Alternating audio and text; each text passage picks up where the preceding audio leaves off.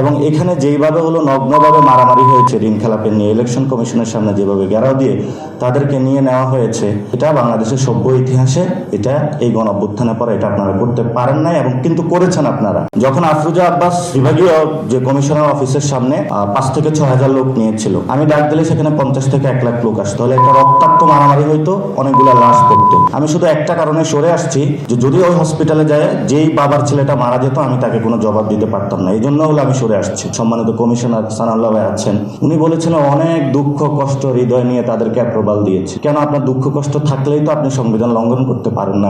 এটা আপনার একটা কমিটমেন্টের জায়গা, আপনি তাদেরকে ছাড় দিবেন না। লোকাল গভর্নমেন্ট ইলেকশনে যদি এর থেকে কোনো বাজে পরিস্থিতি হয় সেটার বিরুদ্ধে আমরা শক্ত হাতে প্রতিবাদ করব। যারা নির্বাচন কমিশনার আছেন আপনারা আমাদেরকে দোয়া দিবেন, আমরা আপনাদের দোয়া দিব। যে বক্সের বাইরে যদি সিল পড়ে সেটা হলো কাউন্ট হবে না, কিন্তু আমার আসলে নির্দেশনা দিয়েছিল যে বক্সের বাইরে যদি সিল পড়ে সেটা হলো কাউন্ট হবে।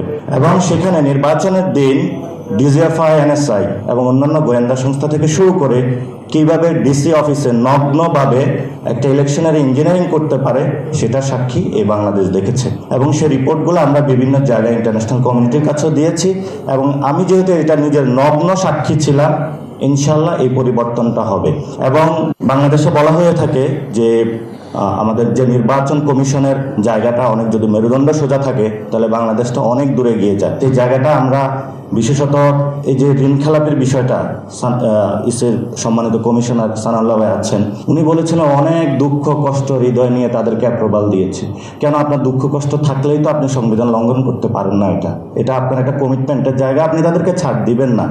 এবং এখানে যেইভাবে হলো নগ্নভাবে মারামারি হয়েছে ঋণ খেলাপের নিয়ে, ইলেকশন কমিশনের সামনে যেভাবে ঘেরাও দিয়ে তাদেরকে নিয়ে নেওয়া হয়েছে, এটা বাংলাদেশের সভ্য ইতিহাসে এটা এই গণঅভ্যুত্থানের পরে এটা আপনারা করতে পারেন নাই, এবং কিন্তু করেছেন আপনারা। যাক, আল্লাহ আপনাদের উপরে একটা ব্লেজিং দিয়েছে আমাদের এই প্রধানমন্ত্রীর, সেই প্রধানমন্ত্রীর ব্লেজিং নিয়ে আপনারা আছেন, থাকবেন। কিন্তু লোকাল গভর্নমেন্টে আমরা আশা করব যে আপনারা এই ধরনের কোনো অ্যাক্টিভিটিসে যদি যান সেটাতে হয়তোবা রাজপথ খুবই পরিস্থিতি উত্তপ্ত হবে।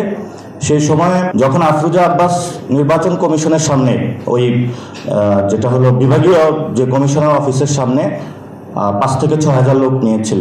স্টাইল হোক রুচিশীল, পরিচয় হোক রাজকীয়, e commerce platform palace of classy, যেখানে ফ্যাশন মেলে আত্মবিশ্বাসে। শীতের হুডি হোক বা গরমের আরাম, আমরা আছি আপনার পাশে। 100% অরিজিনাল প্রোডাক্ট, দেশের যে কোনো প্রান্তে ফ্রি হোম ডেলিভারি। অর্ডার করতে ইনবক্স করুন এখনই। Palace of classy, B classy, be confident. আমি ডাক দিলে সেখানে 50 থেকে 1 লাখ লোক আসতো, তাহলে একটা রক্তাক্ত মারামারি হইতো, অনেকগুলো লাশ পড়তো। আমি শুধু একটা কারণে সরে আসছি যে যদি ওই হসপিটালে যায় যেই বাবার ছেলেটা মারা যেত আমি তাকে কোনো জবাব দিতে পারতাম না, এই জন্য হলো আমি সরে আসছি। তো ইনশাল্লাহ এটা কিন্তু বাংলাদেশে বিচার হবে। এই নির্বাচন কমিশনের যারা এই নির্বাচনে নেতৃত্ব দিয়েছেন তাদের বিচার ইনশাল্লাহ ভবিষ্যতে আমরা বাংলার মাটিতে করব। এবং সাথে সাথে লোকাল গভর্নমেন্ট ইলেকশনে যদি এর থেকে কোনো বাজে পরিস্থিতি হয় সেটার বিরুদ্ধে আমরা শক্ত হাতে প্রতিবাদ করব। আমরা এখানে বাই কনস্টিটিউশন দেশের জন্য কাজ করতেছি। আমরা নির্বাচন কমিশনের প্রধানের বাসায় যাব, খাবো, এটা পার্সোনাল সম্পর্ক। যারা নির্বাচন কমিশনার আছেন আপনারা আমাদেরকে দোয়া দিবেন, আমরা আপনাদের দোয়া দিব। কিন্তু যখন আপনারা একটা চেয়ারে আছেন সেই চেয়ার ধরে আমরা কথা বলবো। আর আমি এখানে যখন কথা বলছি আমি ব্যক্তি না ছেড়ে কথা বলছি না, আমি এনসিপির একজন প্রতিনিধি হয়ে কথা বলছি। আমরা যেটা বিশ্বাস করি সেই বিশ্বাসটা বাংলাদেশে ইনশাল্লাহ বাস্তবায়ন করব। এবং এই যে অপু ভাই আছেন, ওনার সাথে তো অনেক আগে কথা হয়েছে।